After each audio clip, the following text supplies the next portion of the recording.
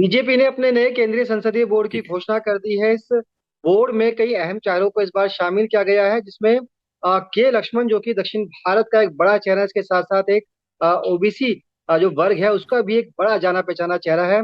बातचीत करेंगे, हमारे साथ खुद लक्ष्मण जी जुड़े हुए हैं।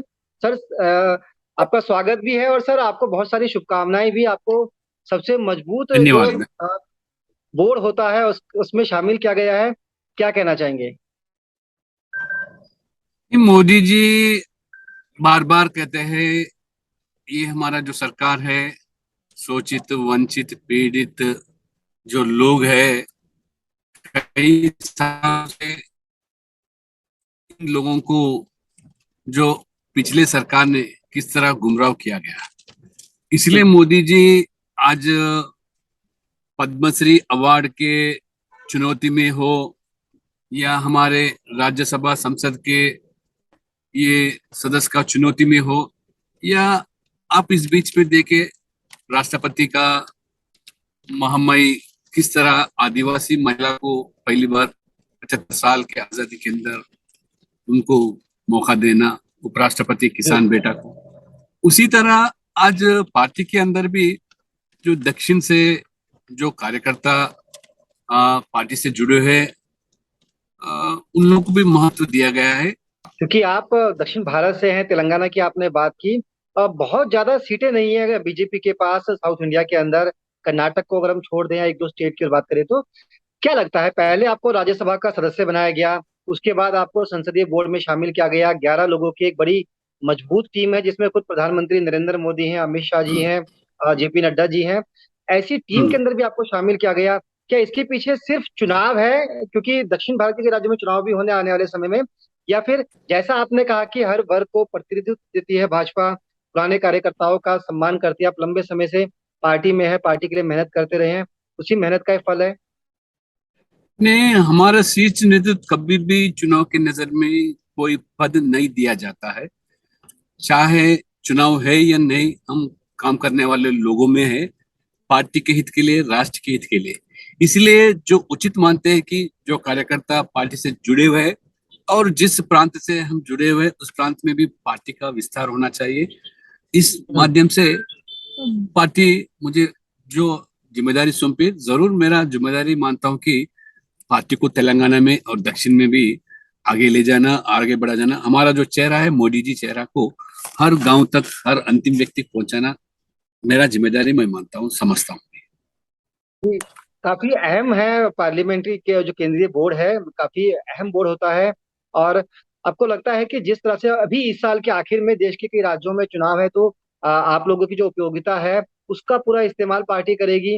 अ, जहां जहां चुनावों में आप लोगों की जरूरत होगी, आपको वहां वहां लगाया भी जाएगा।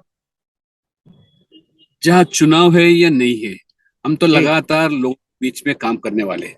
आपको मालूम है हमारे आदरणीय अध्यक्ष जेपी नड्डा जी कोविड के समय में भी पूरे राजनीतिक दल के कार्यकर्ता नेता आइसोलेशन में थे, तब भी हमारे कार्यकर्ता, हम लोग जान हथेली में लगाकर किस तरह लोगों की सेवा में जुड़े। हम मानते जी। हैं कि सेवा ही संगठन है।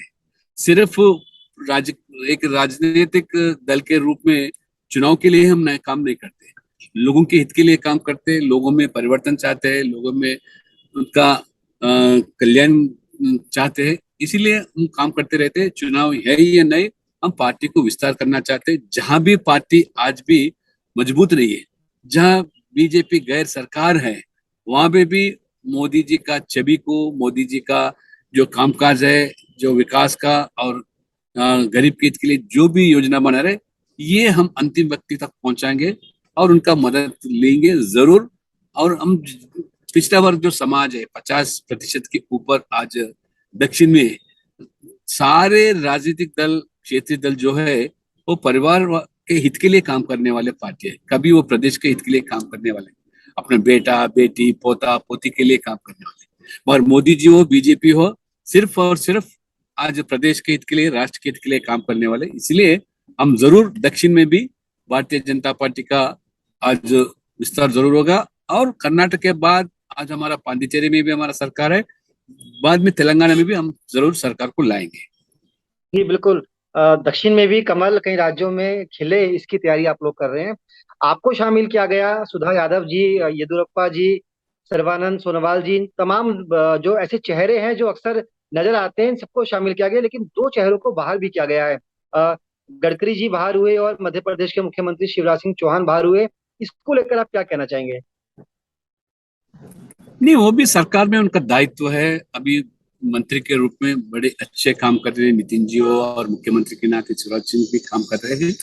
और लोग भी किस तरह हमारा मोदी जी सरकार में मंत्री हो और हमारे बीजेपी शासित राज्यों में किस तरह डबल इंजन सरकार काम कर रहे लोग, इस तरह डबल इंजन सरकार दक्षिण में भी लोग आज मोदी के नेतृत्व में सरकार बनाना चाहते हैं। लोगों का इच्छा भी है, क्योंकि इतना भ्रष्टाचार एक क्षेत्रीय दलों में और परिवारवाद, ये तो देश के हित के लिए ठीक नहीं है। आप परसों भी देखे, मोदी जी प्रधानमंत्री के अब हमारे 75 साल के आजादी के अवसर पर जो हमारे लाल किले से जो भाषण दिया, लोगों से अपील किया, लोगों का मदद मांगा था, ये जीरो टॉलरेंस ऑन करप्शन और ये डायनेस्टिक रूल, इसको खत्म करने के लिए लोगों के मदद चाहिए।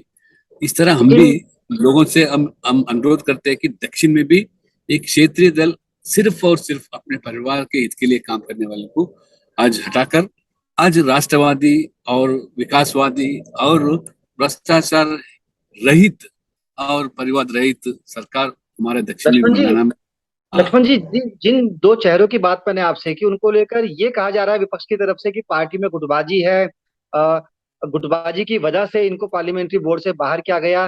बड़े चेहरे थे, देश दुनिया इनको जानती थी। और एक कार्यक्रम का भी हवाला दिया जा रहा है जिसमें खुद गडकरी जी ने कहा था कि मेरा मन अब पॉलिटिक्स में नहीं है। क्या वाकई कुछ गुटबाजी जैसा है? ये देखो, विरोधी दल देखो पहले अपने घर उन संभाले ठीक रहेंगे। आज कांग्रेस पार्टी 100 साल बीत गए, उनका कोई अध्यक्ष ही नहीं बना आज तक। और वो अध्यक्ष बनना है तो एक ही परिवार से अध्यक्ष बनते हैं।